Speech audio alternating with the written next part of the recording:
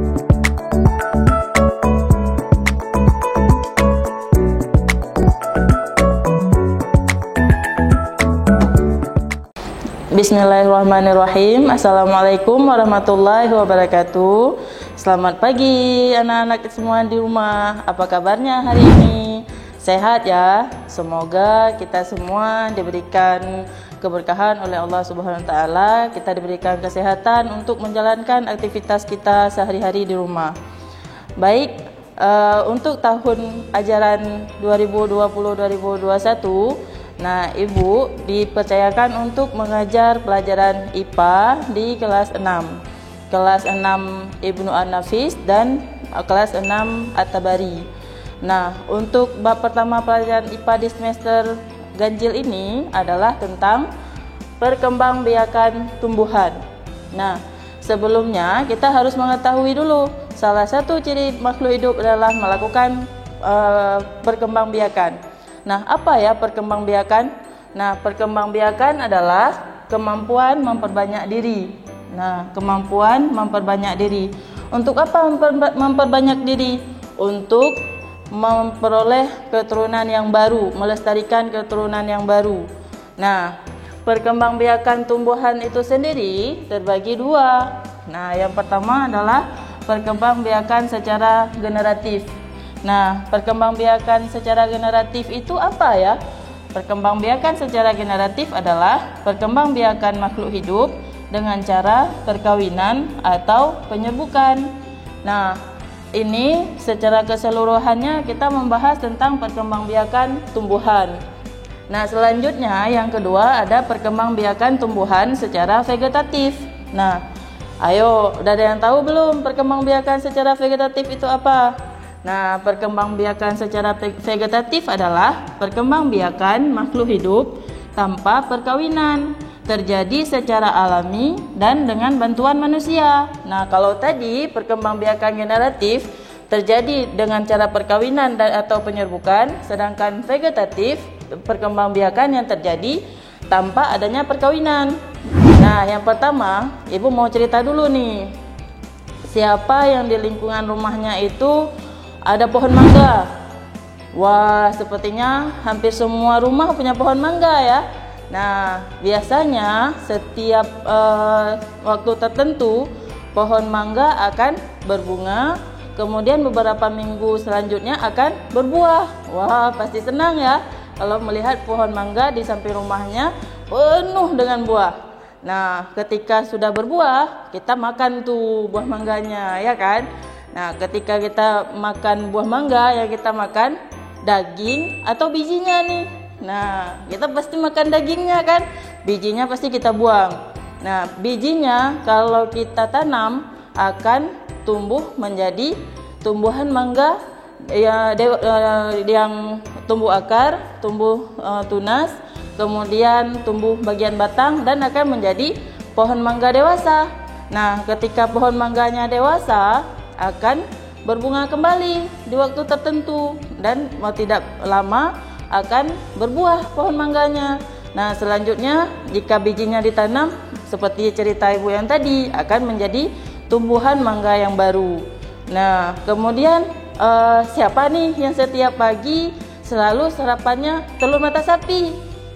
Nah, walaupun namanya telur mata sapi, tapi yang digoreng tetap telur ayam ya. Nah, jadi kalau telur ayam itu dia berbeda nih prosesnya dengan buah mangga tadi. Karena kalau ayam sekali mengeluarkan telurnya itu kan bisa beberapa, bisa 3, bisa 4, bisa 5 dan seterusnya. Nah, jika telur ayamnya dierami, nah tidak lama akan menetas menjadi anak-anak ayam. Nah, anak-anak ayam yang imut. Nah, anak-anak ayam itu akan menjadi ayam dewasa. Begitu selanjutnya, ayam jantan dan ayam betina melakukan proses pembuahan, proses perkawinan dan pembuahan, kemudian akan menetas menjadi telur ayam lagi. Nah, begitu selanjutnya, telur ayam menetas menjadi anak ayam dan menjadi ayam dewasa lagi. Nah, dari cerita Ibu barusan, cerita pohon mangga dan seekor ayam, itu adalah suatu proses perkembangbiakan yang dilakukan oleh makhluk hidup. Nah, seperti yang Ibu jelaskan sebelumnya, proses perkembangbiakan itu adalah salah satu ciri makhluk hidup untuk melestarikan keturunannya. Nah, yang pertama sekali yang akan kita bahas adalah perkembangbiakan tumbuhan secara generatif, yang mana perkembangbiakan makhluk hidupnya itu terjadi dengan cara perkawinan dan penyerbukan. Nah, ini secara keseluruhan kita akan membahas tentang proses penyerbukan pada bunga, karena proses perkembangbiakan generatif pada tumbuhan hanya terjadi pada tumbuhan yang berbunga. Nah, dalam hal ini proses perkembangbiakan yang terjadi pada bunga ini melibatkan proses induk jantan dan induk betina. Nah, akan kita bahas sekarang ya. Sebelumnya kita akan mempelajari dulu bagian-bagian bunga.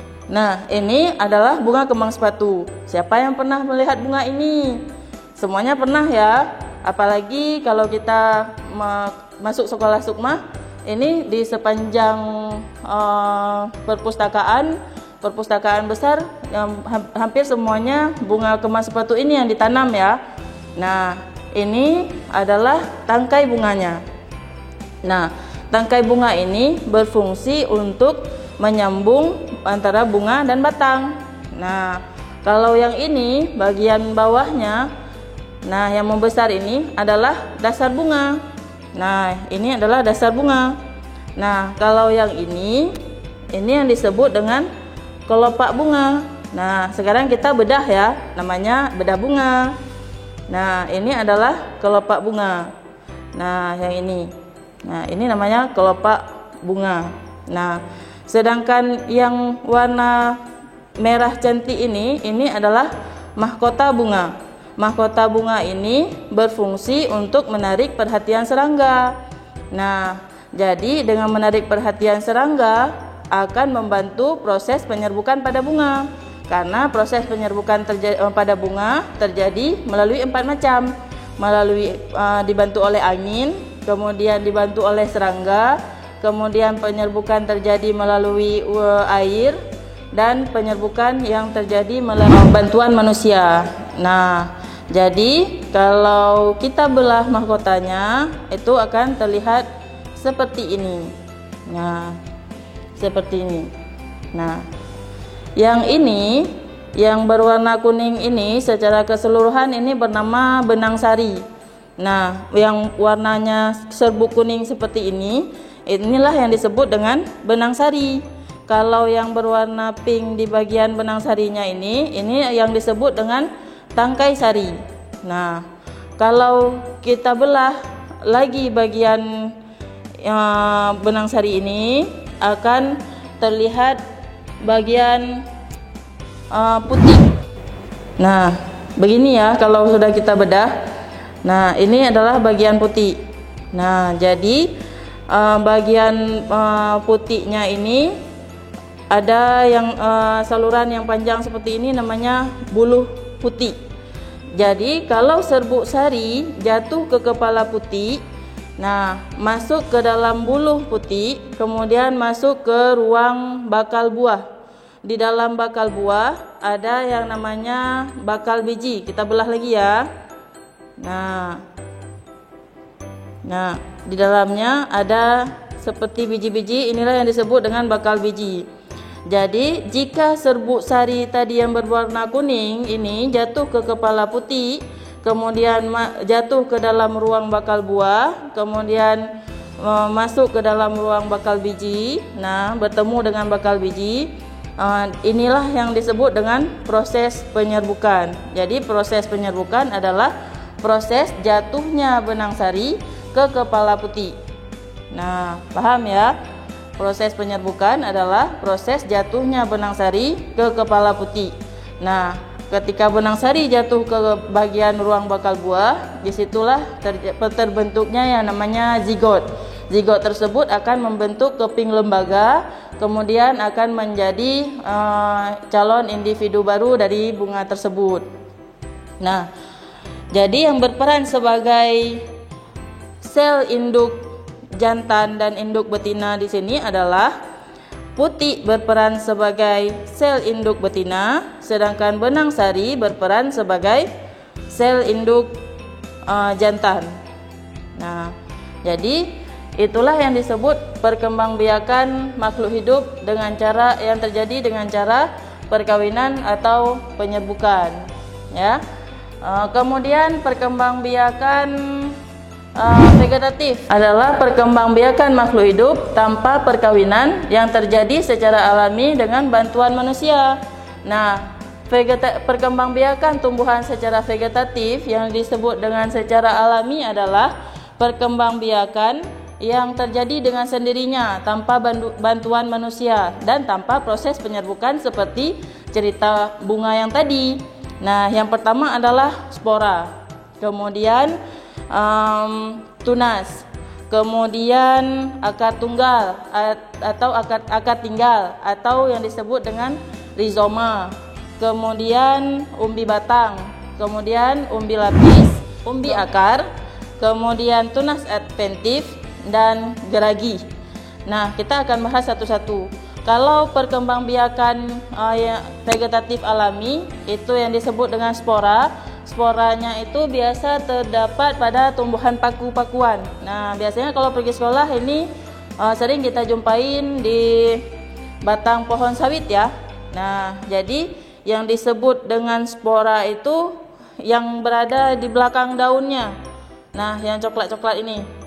Nah, jadi sporanya terdapat di dalam kotak spora yang disebut dengan sporangium, ya. Nah, spora inilah yang akan menjadi calon individu baru dari tumbuhan paku ini. Nah, jadi fungsi dari spora ini hampir sama seperti fungsi biji juga. Nah, kemudian kalau tunas biasanya kita jumpain pada tumbuhan bambu dan tumbuhan pisang. Nah, jadi tunas tersebut yang akan menjadi calon individu baru dari pohon bambu dan pohon pisang. Nah, kemudian kalau akar tinggal atau yang disebut dengan rizoma biasanya terjadi pada tumbuhan jahe dan lengkuas.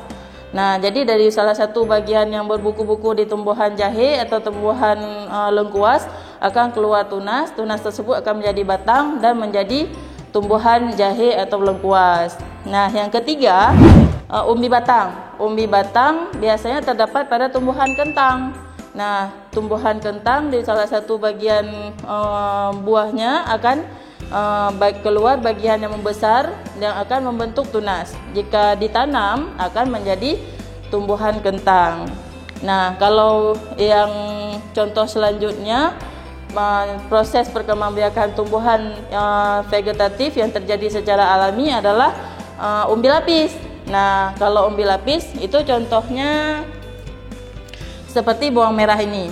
Nah, pasti kalian sering lihat ya di dapur mama ya, kalau bawang merahnya udah lama nggak dipakai, nah lama kelamaan akan tumbuh tunas seperti ini. Nah, inilah yang disebut dengan umbi lapis pada pada bawang merah. Nah, jadi umbi lapis ini hanya terjadi pada tumbuhan bawang merah dan tumbuhan bawang putih. Nah, terlihat kan? Ini bagian tunasnya. Nah, lapisannya berlapis-lapis, kemudian keluar tunas di dalam lapisan bawang merahnya. Makanya disebut dengan umbi lapis. Nah, tunas inilah yang akan menjadi individu baru dari tanaman bawang merah atau bawang putih. Nah, selanjutnya umbi akar. Umbi akar biasanya terdapat pada tanaman wortel. Nah, pasti kalian sering lihat kan kalau mama beli wortel, di bagian atasnya, bagian batangnya yang dibuang. Nah, kalau kelamaan nggak dipakai akan keluar yang namanya umbi akar. Nah, keluar daun-daunnya atau tunas-tunasnya. Itulah yang disebut dengan umbi akar. Kalau kita tanam, nah akan tumbuh menjadi tanaman wortel dewasa. Kemudian bagian akarnya itu yang disebut dengan umbi akar akan menjadi cadangan makanan di dalam tanah. Nah, jadi bagian akarnya yang akan menjadi tumbuhan buah wortel selanjutnya yang akan kita buat menjadi salah satu sumber makanan kita juga. Nah, kemudian ya tunas adventif. Nah, kalau tunas adventif ini biasanya kita jumpain pada tanaman cocor bebek. Jadi kalau tadi pembahasannya tunas itu tumbuh di salah satu bagian batang atau tumbuh di salah satu bagian dari buah. Nah, sekarang kalau cocor bebek, tunasnya itu tumbuh di pinggir daunnya atau di tepi daunnya. Nah, seperti ini. Jadi kalau kita tanamnya di tempat yang tepat, nah salah satu tunas yang tumbuh di bagian tepi daun ini jatuh, ini tunas ini akan tumbuh menjadi tanaman cocor bebek dewasa, ya. Begitu selanjutnya daun-daunnya dewasa, kemudian akan tumbuh lagi tunas-tunas yang baru di bagian tepi daunnya. Nah, selanjutnya geragih. Geragih itu biasanya kita jumpain pada rumput teki. Nah, menjalar panjang, kemudian tumbuh akar, menjalar lagi. Nah, biasanya geragih itu kita jumpain pada rumput teki. Nah, selanjutnya adalah perkembangbiakan tumbuhan secara vegetatif buatan, yaitu dengan bantuan manusia. Nah, pasti di rumah kalian rata-rata pohon mangga yang ditanam sama mama sama papa adalah pohon mangga hasil cangkokan, kan? Nah, karena pohon mangga yang dicangkok itu memiliki fungsi bahwa kalau pohon mangganya itu berbuah manis, jika dicangkok akan tumbuh dengan cepat, pohonnya tidak besar dan akan menghasilkan buah yang sama seperti induknya. Nah, itulah salah satu kelebihan dari pohon mangga yang dicangkok. Nah, kemudian contoh vegetatif buatan dengan bantuan manusia adalah stek. Nah, biasanya kalau stek itu dilakukan pada tumbuhan ubi. Nah, salah satu bagian batangnya ada yang dipotong berbentuk runcing. Nah, itu yang disebut dengan stek. Okulasi itu adalah proses menempel, ya. Nanti prosesnya bagaimana proses okulasi tersebut akan Ibu share di materi pelajaran kita di grup kelas, ya. Nah, kemudian ada runduk. Nah, kemudian ada menyambung. Nah, itulah beberapa contoh proses vegetatif buatan yang dilakukan dengan bantuan manusia. Nah, sekian pembelajaran kita hari ini. Jika ada hal-hal yang ditanya, boleh japri Ibu, ya. Nah, pesan dari Ibu adalah tetap semangat belajar walaupun kita belajarnya melalui daring. Oke? Oke, sampai jumpa. Assalamualaikum warahmatullahi wabarakatuh.